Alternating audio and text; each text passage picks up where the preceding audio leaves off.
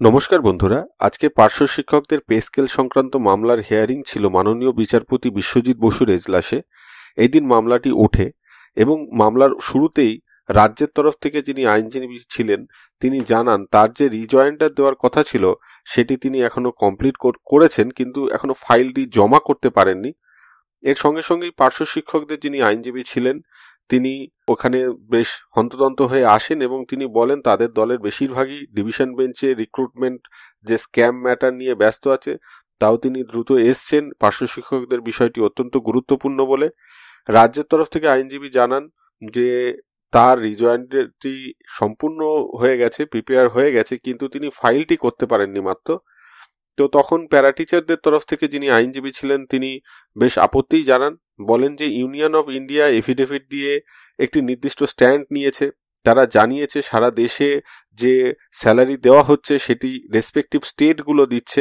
All over ইন্ডিয়াতে upper primary ও মাধ্যমিক স্কুলে যে সমস্ত পার্শ্ব শিক্ষকরা কাজ করছেন তাদের একটা নির্দিষ্ট হারে বেতন দেওয়া হচ্ছে, শুধুমাত্র এ রাজ্যে দেওয়া হচ্ছে না। পশ্চিমবঙ্গে সর্বশিক্ষার অধীনে যে সমস্ত গ্রুপ সি গ্রুপ ডি কর্মচারীরা রয়েছেন তাদের তুলনায় পার্শ্ব শিক্ষকরা কম বেতন পাচ্ছেন। রাজ্যের তরফ থেকে যিনি আইনজীবী ছিলেন তিনি বলেন যে এটা আমাদের কিছু করার নেই। একই কথা তুলে ধরেন যে 60:40 যে রেশিও, সেই রেশিও অনুপাতে রাজ্য দিচ্ছে, এক্ষেত্রে রাজ্য কোনো ভুল করছে না। তখন প্যারা টিচারদের যিনি আইনজীবী ছিলেন তিনি বলেন যে সেন্ট্রালের যে এফিডেভিট সেটা দেখে এটা মনে হচ্ছে যে সেন্ট্রাল যদি 60% যে টাকাটা তাদের কন্ট্রিবিউট করার কথা সেই অ্যামাউন্টটা যদি তারা ইনক্রিজও করে, তবু রাজ্য যেন প্যারা টিচারদের বেতন বাড়াতে চাইছে না। তারা একটার পর একটা এফিডেভিট দিচ্ছেন, সময় নষ্ট করছেন।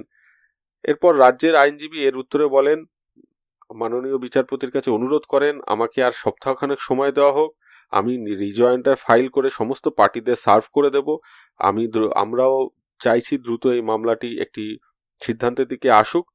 পার্শ্ব শিক্ষকদের আইনজীবী তখন আবার আপত্তি তোলেন, তিনি বলেন এর জন্য সপ্তাহখানেক সময় কেন? আপনি তো প্রথমেই বললেন যে আপনার সমস্ত কিছু তৈরি আছে, শুধু ফাইল করেননি, আপনি 2-1 দিনের মধ্যে ফাইল করুন। তো এই সময়ে রাজ্যে যিনি আইনজীবী ছিলেন তিনি অনুনয় বিনয় করতে থাকেন।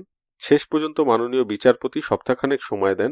আগামী মঙ্গলবার 16 তারিখ অন্য গুরুত্বপূর্ণ মামলা থাকার জন্য 17 তারিখ আগামী বুধবার এই মামলাটির ডেট ফিক্সড হলো। অর্থাৎ প্যারা টিচারদের যে পে স্কেল মামলা, সেই মামলা কিন্তু আবার উঠবে আগামী 17 জানুয়ারি বুধবার। এখন বিষয়টা হচ্ছে রিজয়েন্ডারে স্টেট কি জানাবে, রাজ্য কি জানাবে, তার ওপর আবার পিটিশনারদের পক্ষ থেকে অর্থাৎ পার্শ্ব শিক্ষকদের পক্ষ থেকে কিন্তু সওয়াল জবাব করতে হবে। ফলে বিষয়টি আরেকটু পিছিয়ে গেল। এখন যতক্ষণ না পর্যন্ত রাজ্যের তরফ থেকে কি রিজয়েন্ডার দিচ্ছেন তারা সেটা জানা যাচ্ছে, ততক্ষণ পর্যন্ত পার্শ্ব শিক্ষকদের পক্ষ থেকেও এই মুহূর্তে কিছু এগোনো সম্ভব না। কাজে আমাদের অপেক্ষা করতে হবে 17 তারিখ পর্যন্ত।